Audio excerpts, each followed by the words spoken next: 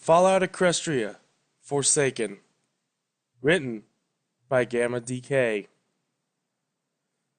Long ago, in the magical land of Equestria, there once sat a small building that would bring about a small miracle. Inside this building, a small group of ponies tinkered and worked hard every day to fulfill a radical and revolutionary idea. It was no easy task, taking years of hard work, sleepless nights, and just a pinch of faith in their plans. Using the newly discovered magic of arcano technology, they were able to bring about something entirely unseen before. That fateful day, the ponies at Noble Electrics created the first fully artificial filly, their Little Wonderbolt. You see, not every pony in the land of Equestria was able to experience the joy that a filial colt could bring to their lives. Noble Electric's dream had been to build a machination with a complexity unseen for its time, able to adapt and learn from its surroundings. Every mannerism and facet of a real filly was included to become something that imitated life so closely that it could even be confused for a real pony. However, they did have one minor fault. In order to meet the expected demand at the time of launch, the Wonderbot's central logistics talisman was left only half utilized. Among the missing sets of guidance information, the most notable omission was the Wonderbot's denial protocol. Without it, a Wonderbot could never disobey something that its adoptive parents told it. It was something Noble Electrics soon came to regret. The age of arcano technology had changed pony kind. A demand for more materials created strain for the government officials. More food to feed a growing industrialized population created a strain on the agricultural system. Then the war began, and the government asked for more ponies to fight for their country. With so many ponies seeking comfort from the strain of their modernized lives, the darker side of equestrian morals started to show through. Vices like gambling, drinking, and pornography boomed in the big cities, the latter of which was where the Little Wonderbots came in. The company that had sought to bring joy into the lives of so many hopeful parents had unknowingly fueled a perverted and disgusting trade. By the time that any pony had discovered what had been going on, 477 Little Wonderbot units had been sold. An investigation into the buyers of each Wonderbot revealed that only 27 of them had ever been placed in a loving and proper household. Production of new Wonderbots were ordered ceased, and the units outside of homes fit for them were put into a state of shutdown. Noble Electrics was brought to court to stand trial for their grievous mistake of leaving out a denial protocol in favor of selling what amounted to luxury sex slaves. Of course, the trial took years.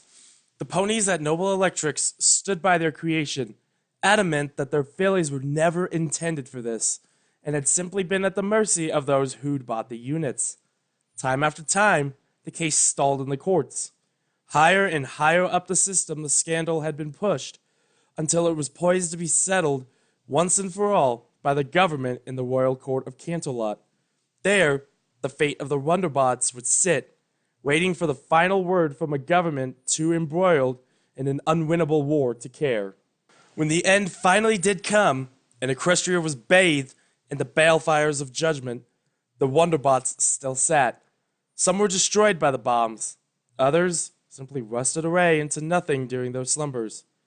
However, a few of them managed to find themselves reactivated, lost and unable to comprehend the world they now found themselves in. The Little Wonderbots wandered the waste in search of their parents. One such Wonderbot was Unit 466, the last unit to have been sold to a household of loving parents. Unit 466, designation Amber, data log 64021, 8 a.m., power reserves at 27%, memory capacity exceeded, begin wake-up routine, New log entry begins. My optics whined open and took in the dull morning's light that pressed through the sludge over its lens. I wiped them off curiously, confused what it was. Last night, Daddy read me a bedtime story, and then I went to sleep like I was told to. The overcast light filtering down from the clouds was not the sight above me that I had remembered shutting down to. With this new information, I took notice that I was for some alarming reason no longer at home. I was in the middle of nowhere. Alone. Mommy? My vocal processor stuttered as I called out. Daddy? My malfunctioning voice was joined with a slew of other notices I received from my core systems about my coding. Many of my subroutines were failing or already corrupted. If I were ever in need of repair, I needed to find my loving parents. They would know how to contact some pony to get me fixed. Yes, that was now to be my new primary goal.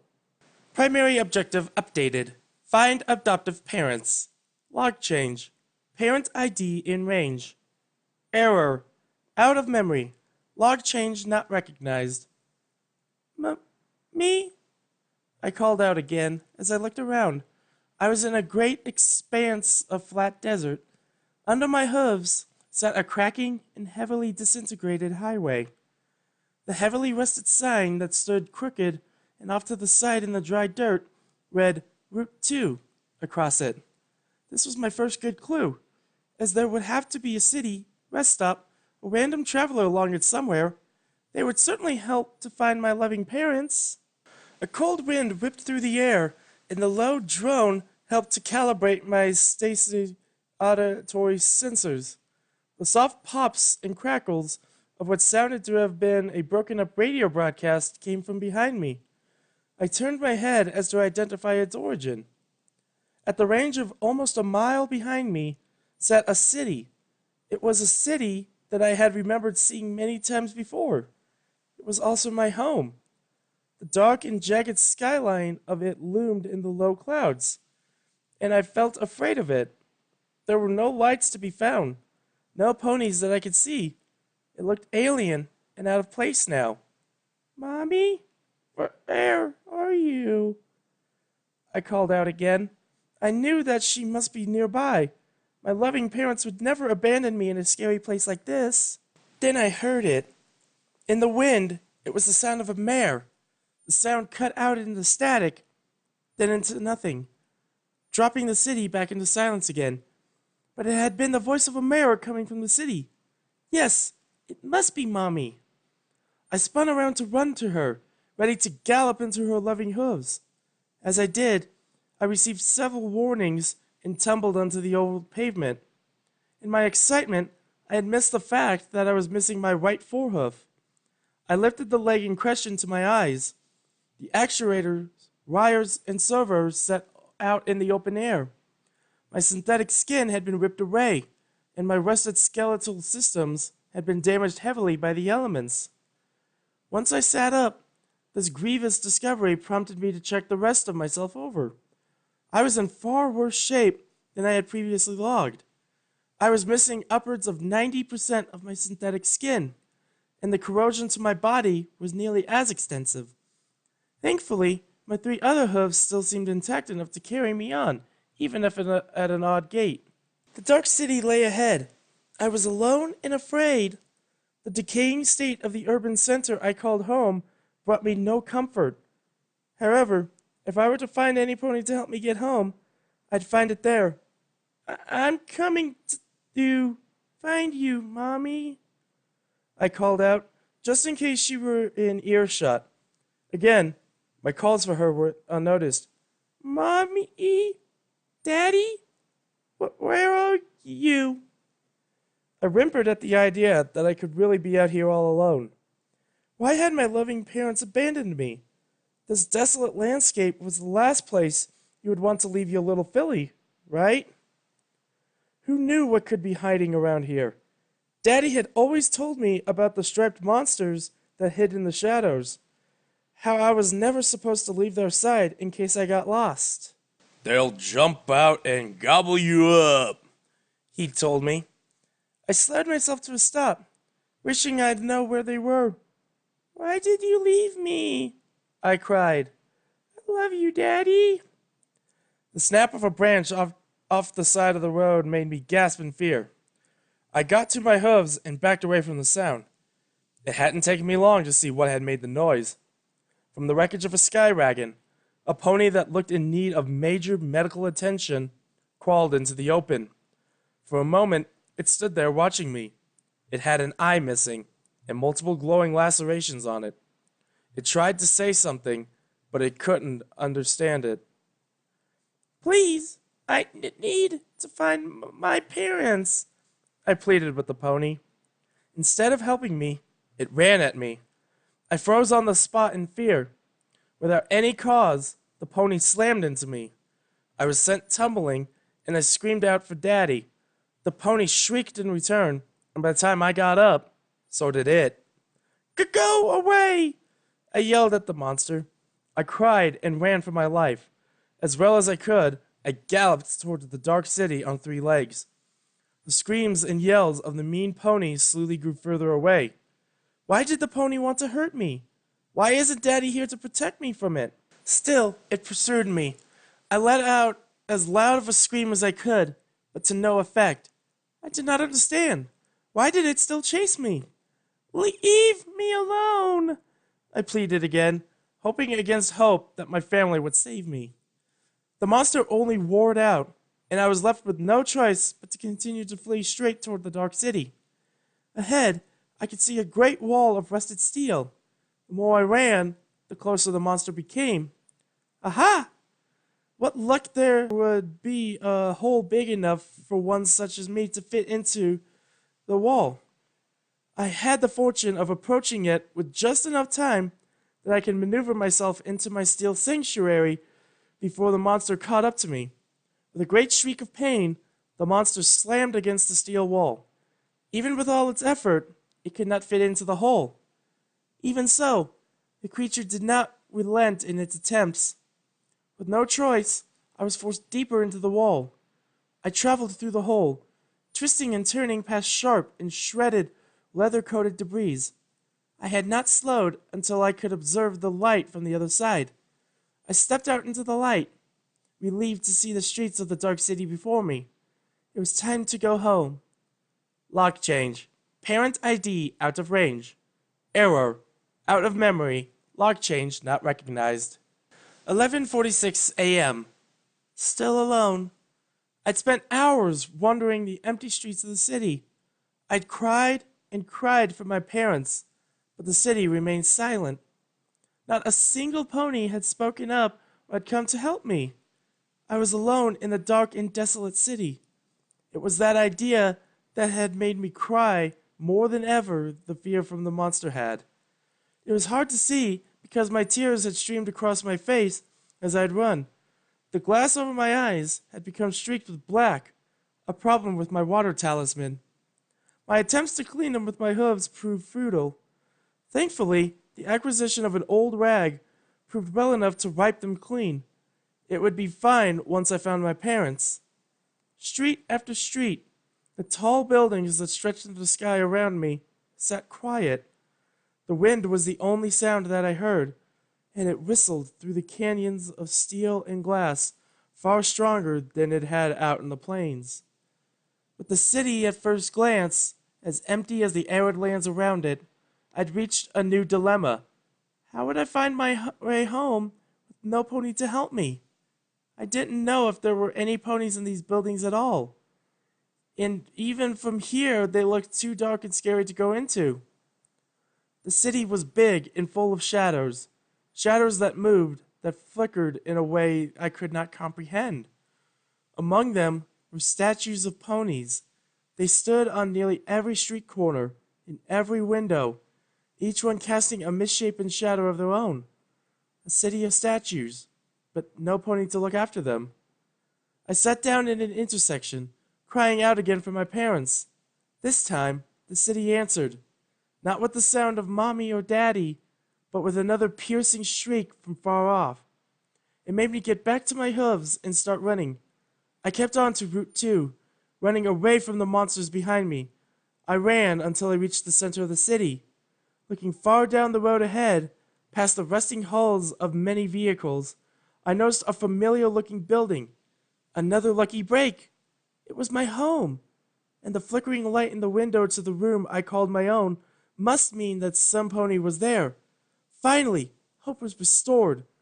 Onward I pressed, heading down the large thoroughfare toward what I wished more than anything were my mommy and daddy. 12:22 p.m. 12:30 p.m. Beware the railing horde. The cryptic words had been painted onto our house. They even covered up the name of our house, Town Hall. It was a very impolite thing to do, but I'm sure Mommy would fix it. Mommy? I called out as I opened the door to our home. Yes, home was always where Mommy was.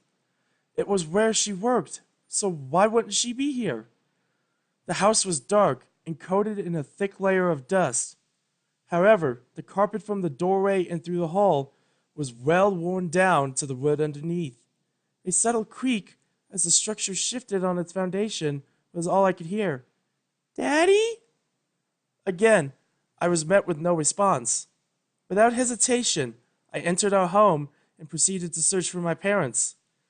It was markedly odd how each of the rooms I looked through had lines worn in the carpets. The line was unbroken, weaving from room to room. In only a few minutes, I had searched both the first and second floors for them, and resulted with no parents found. The attic where I was stored was the only place left to search. As I approached, I found that the old and corroded door handle to the attic lay on the floor, and the door itself sat open. Heavy hoof prints were worn in the old oak steps, rust coating the inside of each step. Undaunted, I walked up the stairs, and undoubtedly to my parents. I was disappointed to find only my charging station. It was badly neglected, and it discharged sparks from where my adapter plug had once sat. The only thing out of place was a yellowed piece of paper taped over the logo on the machine. Along the wall, in big red paint, sat the words, "Went north to city limits. I will come find you when it's safe." My internal compass had read that I had been traveling north to get here. It must mean that they were up north. Before I went, Mommy told me to always read any note she left for Daddy, and the note on the machine must be hers, and therefore must be read. The tattered note was faded, but translatable. Sterling, saw you went north, secured Amber, and have gone south by Skywagon to get my parents out of Manhattan. Amber, when you find this, please turn on the emergency system on Mommy's desk to ward others away from the city. Then please come find us. Love, Emerald. Yay! I happily giggled and hopped on my legs because it was Mommy's note. That must mean that they were both up north. I'm coming for you. I called out and raced back down the steps. I was so happy that Mommy entrusted me to do something for her. She never let me push the buttons on her desk. I guess that meant that she was just so proud that I was going to be a big filly. Quickly looking around, I found a set of buttons next to her phone. Most of them were all dusty, but the big one that read Emergency Alert System didn't have a single speck on it. It must have been because it was important, but it didn't matter. I reached up and pressed it with my forehoof like Mommy told me to do. It started with a dull whine, but a wailing sound of alternating pitch started to fill the air around me. It was startling and so incredibly loud that I had to turn my sound sensors off. With what Mommy asked of me completed, it was time to head north to find them. I trotted my way back out the front door and then froze in fear. From the way I had come, more of the same monsters as before were running at me. With a scream, I turned and ran from my home. I was so afraid. I kept crying out for my parents, for anybody to come and help me. But no pony came. There were only the monsters. As afraid as I was, I had to keep looking over my shoulder. Hundreds of screaming, angry monsters followed in my wake. They were gaining on me. One larger in particular led them. It snarled as I looked at it. A rusting metal hoof lodged in its chest. Filled with more fear than ever, I was driven to go faster by the hope of ever seeing my loving parents again. I darted between Old Sky and motor wagons, heading for the northern exit to the city. As before, a great steel wall of piled up vehicles was there to greet me. Once again, a single dark hole in the wall was my only option. Again, I had made it with only moments to spare, though my black tears had skewed my vision enough where I could not enter the hole without incident. My head hit a charred and twisted bumper, smashing my left eye and ripping my jaw from me. Still, my momentum twisted and carried me into the safety that the dark crevice provided. The wave of monsters writhed and recoiled as it slammed against the metal wall. My vision filled with warnings of damaged systems, but they were muted after a moment. I still had one good eye, and my jaw was only an aesthetic touch. My vocal unit was still functional, and I could still continue towards my objective. This tunnel was once again filled with the same dry scraps of leather as the other. I used one to clean the black tears from the lens of my still functioning eye. With my vision restored to the best quality it would attain, I wound my way through the wall. Like the one in the south, this exit happened to lead outside of the Dark City. Again, as with the other side, only a barren plain laid before me. 7:30 p.m. Warning: heat sinks at 95% of maximum. Time to schedule heat purge and daily maintenance shutdown. 30 minutes. Log change. Parent ID in range. Error. Out of memory. Log change not recognized. I was still alone. It had been hours since I had left the city. The only thing keeping me going on my trek was the thought that Mommy and Daddy were somewhere just up ahead. The rusted sign up ahead was painted over with words I wasn't allowed to read, but underneath spelled out city limits. There, behind the sign, was a twisted and rusting motor wagon. As soon as I saw it, I burst into the fastest run I could manage on my 3 legs. They were right up ahead. Daddy? Mom? Me? My vocal unit's stutter was worsening, and my heat sinks were filling even faster. But it didn't matter.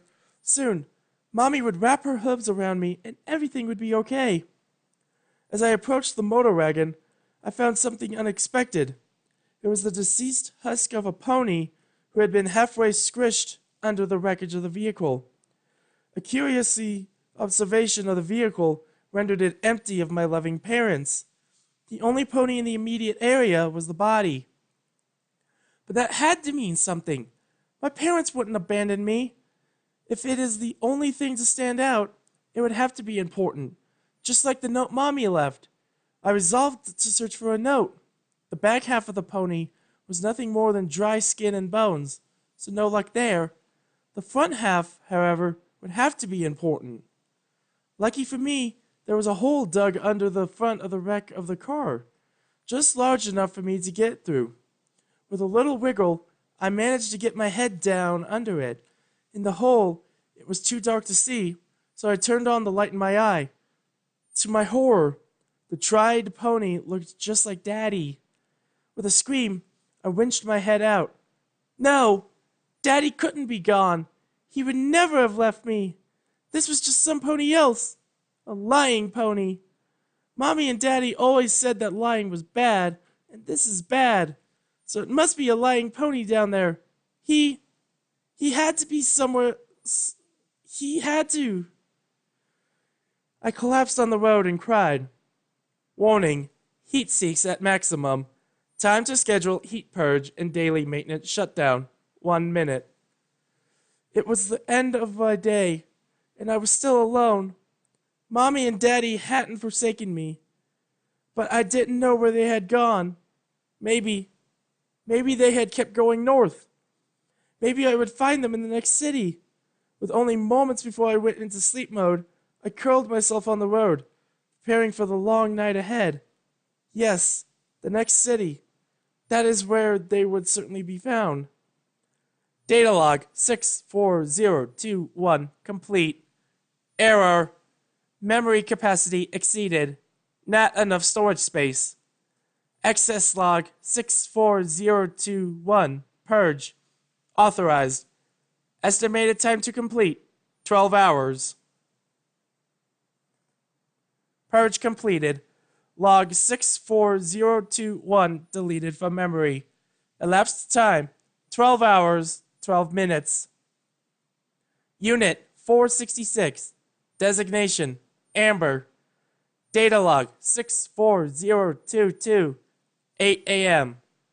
Power reserves at 27%. Memory capacity exceeded. Begin wake-up routine. New log entry begins. My optic whined open and took in the dull morning's light that pressed through the sludge over its lens. I wiped it off curiously, confused what it was. Last night, Daddy read me a bedtime story, and then I went to sleep like I was told to. The overcast light filtering down from the clouds was not the side above me that I had remembered shutting down to. With this new information, I took notice that I was, for some alarming reason, no longer at home. I was in the middle of nowhere. Alone.